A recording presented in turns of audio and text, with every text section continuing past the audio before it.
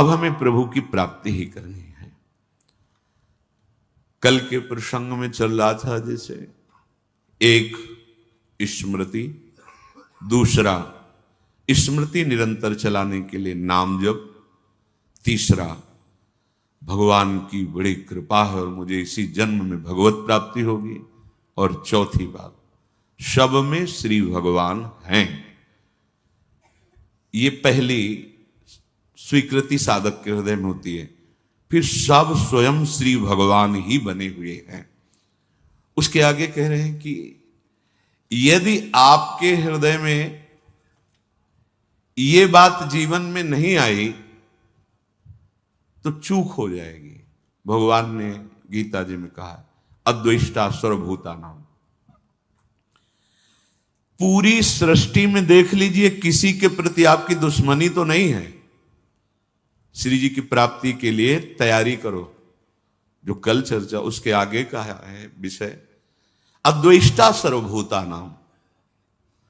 किसी भी संसार के किसी भी व्यक्ति से तुम्हारी दुश्मनी तो नहीं है। अगर एक से भी होगी तो बिगड़ जाएगी पूरा सिद्धांत हमारा। बहुत सावधानी से सुनो। किसी भी प्राणी के साथ किसी भी प्रकार से यदि मन में तुम्हारे द्वेष बन चुका है, फौरन निकालो। उसका उपाय है, अनुभव का उपाय है। जहां वो सामने दिखाई दे मन से प्रणाम करो, सर भी झुकाओ। तुम्हें अपना काम बनाना है, वहां भगवान ही है, दूसरा नहीं है। और जब एकांत में उसका चिंतन हो तो तत्काल आंतरिक प्रणाम करो, प्रभु आप मुझे बचा लो, प्रभु आपसे द्वेष हो रहा है। नाथ, आपकी बाहरी ऐसी चेष्टाएं हैं कि मैं समझ नहीं पा रहा हूं और आपसे हमें द्वेष हो रहा है, दोष दर्शन हो रहा है, अंतर और बाहर दोनों से। अंतर में जब आवे तो तत्काल उसको प्रणाम करो। वृत्ति में आएगा वो और जलन पैदा होगी।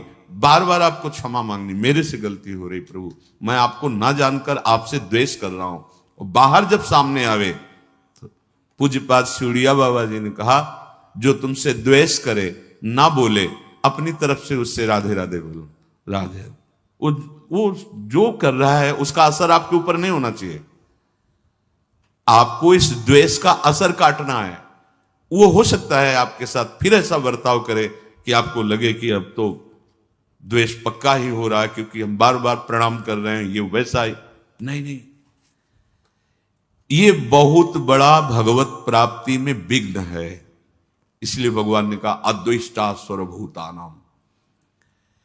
इतना ही नहीं, ये जब बढ़ेगा तो आपका भजन छूट जाएगा। बहुत क्या होता है कि जैसे महापुरुष जन अपने हृदय को देखते हैं ना, वही बात वो बोलते हैं, वही बात लिखते हैं।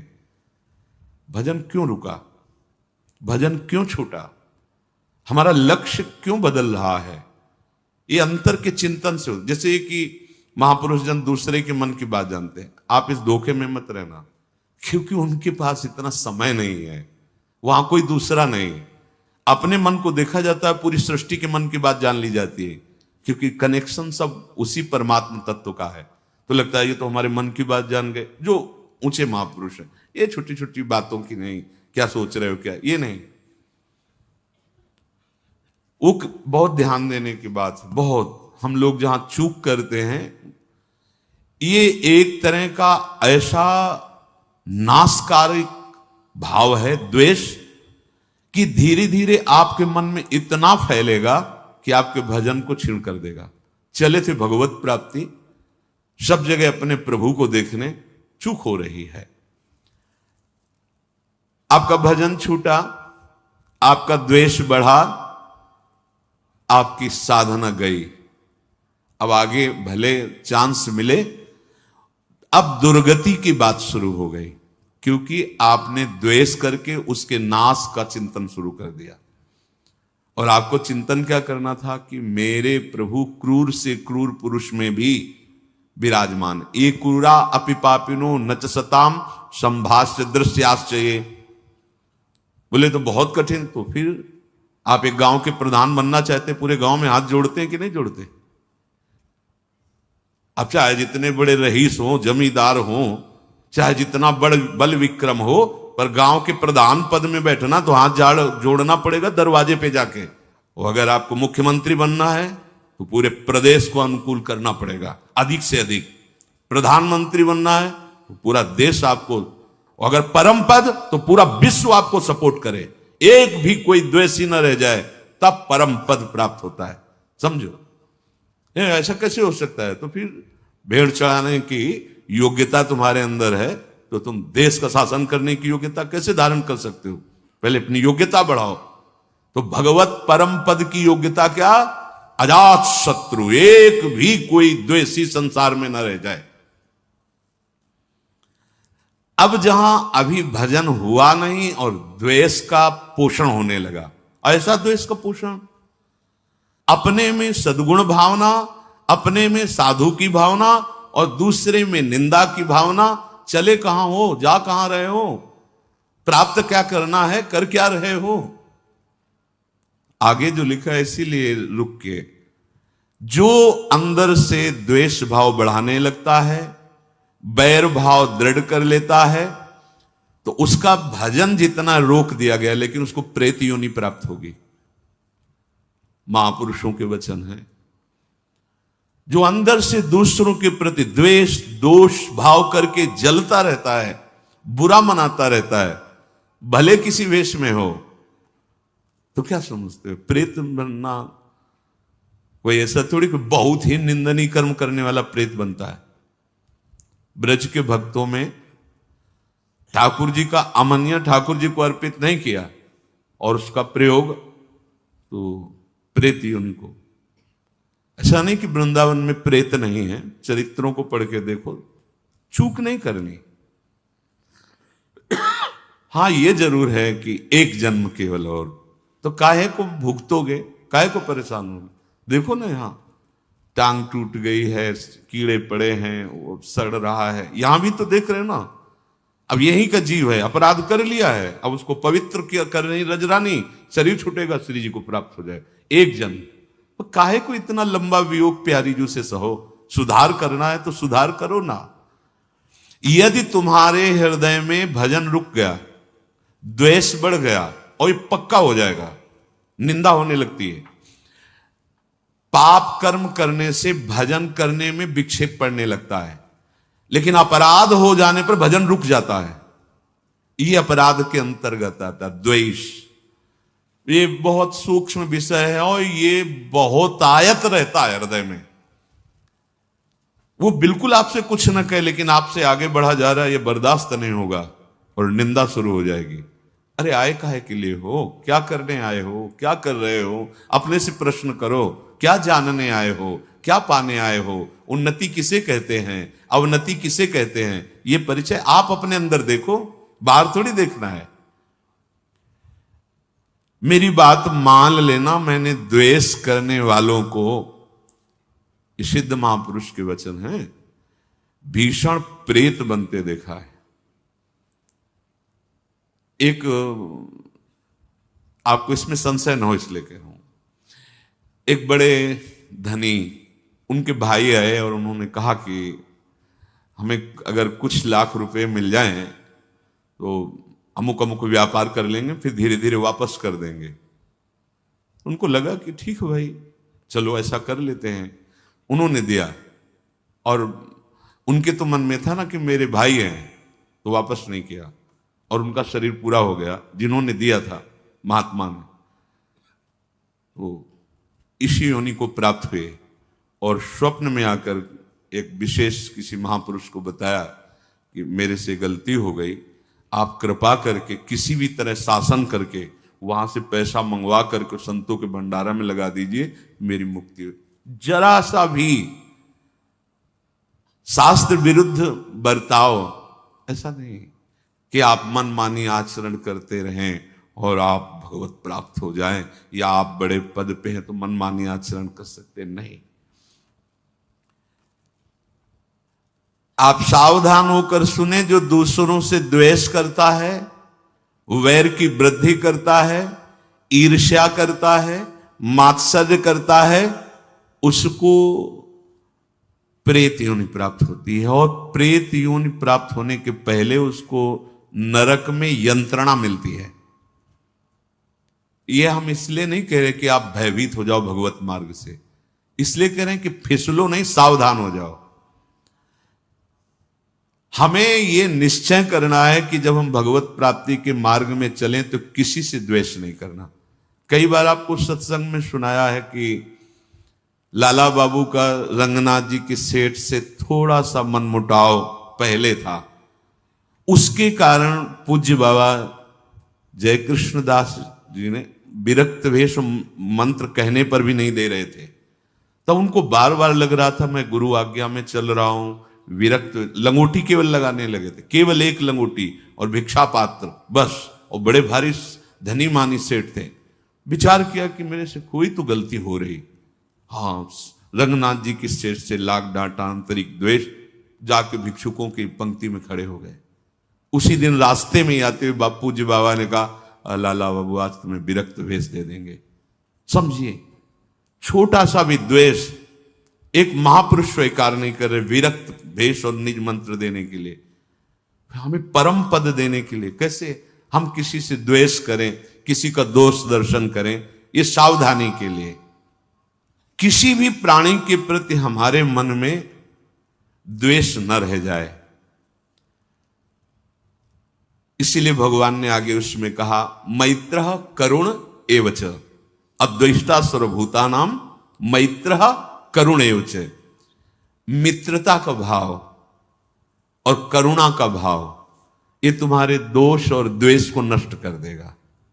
सबसे मित्रता का भाव। अब मित्रता का भाव यदि नहीं समझ पाओगे तो फंस जाओगे। वो हमसे द्वेष कर रहा है, वो गलत आचरण में, अब हमको आदेश मिला है मित्रता का। मित्र कौन है हमारा? प्रभु श्री कृष्ण। सब में भगवत भाव। बाहरी लीलाएं नाथ आप जानो, हम उसके निर्णायक नहीं हैं। नारायण स्वामी तेरे भावे जो कलो भरो बुलो संसार, नारायण तू बैठ के अपनो भवन विहार। और करुणा, मैत्र करुण एवच।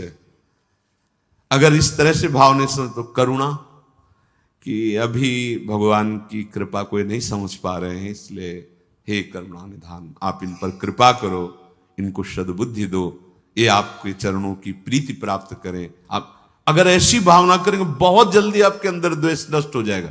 दो तो बहुत जोर की बात है। पहली तो हमें प्रणाम करना है उनको। पहले तो ये बिल्कुल अहम गलित करने के लिए बहुत जरूरी है, और ये हमारे साथ होगा ही होगा। बहुत ज्यादा दूरी नहीं होगा, बहुत नजदीक होगा। ये प्रश्न बहुत नजदीक रखे जाते हैं। हो सकता है आपके सामने वाले कमरे में ही वो हो, या आपके बगल में ही बैठने वाला हो, ऐसे ही रखा जाएगा। ऐसा नहीं रखा जाएगा कि अगले मोहल्ले में, तुम इस गली से निकल जाओ कभी मिलेगा नहीं, ऐसा नहीं रखा जाएगा। रोज तुम्हें वहीं रहना है और वहीं सामने देखना है, तब तुम्हारा द्वेष नष्ट किया जाए, तब उपासना का भाव विवेक समझो कि काम कर रहा है। महाप्रभु चैतन्य देव जी श्री सनातन गोस्वामी को जब उपदेश किया तो इस उपदेश के बाद कहा कि इसके आगे और कुछ है ये हम नहीं जानते। बहुत सार की बात। जीवे दया नामे रुचि वैष्णव सेवा सेवन। जो भगवान कह रहे मैत्र करुण एवच, ये भगवत प्राप्ति के मार्ग वाले उपासक का धन होता है। मैत्र करुण एवच, सबसे भगवत भाव से मैत्री भाव। लेकिन निर्ममो, बहुत सावधानी इसी श्लोक में मैत्र करुण एवच, निर्ममो निरहंकारा। करुणा करने पर कहीं अहंकार ना जाए कि तुम बड़े दाता हो, या तुम बड़े सहयोगी हो, या बड़े ज्ञानी हो, या तुम्हारी बुद्धि बहुत पवित्र है, ऐसा ना आ जाए। और मित्रता करने पर उसे ममता ना हो जाए। यह है युक्ति परमार्थ के उपासक की। मैत्र निर्ममों से, करुणा निरहंकार नाश। अहंकार युक्त अगर करुणा है फंसा देगी। करुणा अहंकार से युक्त नहीं होनी चाहिए, निरहंकार। और मित्रता ममता से युक्त नहीं होनी चाहिए। अब करके दिखाओ। बिना ममता के मित्रता कोई भगवान का चतुर सुजान उपासक कर सकता है, अन्यथा नहीं। कैसे? आपसे मित्रता करेंगे तो आपकी याद आएगी, वो आपके हृदय में बैठे प्यारे से मित्रता करेंगे तो उसकी याद आएगी। सबसे मिलने के बाद एकांत बैठते ही जिसका ध्यान आए, तुमने उसी को पकड़ा है। अब देख लो, अगर कोई वस्तु, व्यक्ति, स्थान तो असर पड़ गया, प्रभु को भूल चुके थे जब आप उससे मिल रहे थे तो उसी की झांकी पकड़ ली मन ने। और अगर प्रभु का, मेरे यार सब रूपों में बैठे हुए हैं, वही मेरा दिलवर, वही मेरा प्राणनाथ, वही मेरा जीवन, करोड़ों से मिलने के बाद भी वो एक में ही रहेगा। कहीं कोई ममता नहीं और कहीं किसी भी तरह की अहमता नहीं। अहमता ममता शून्य जीवन मुक्त महापुरुष परम पद का अधिकारी होता है। देखो, आप सब उपासक हैं। महाप्रभु चैतन्य देव ने कहा, जीवे दया नामे रुचि वैष्णव सेवन या छाड़ा आर नाही जानी सनातन। हे सनातन, मैं इसके सिवा और कोई महान बात है नहीं जानता। क्या? जीवे दया।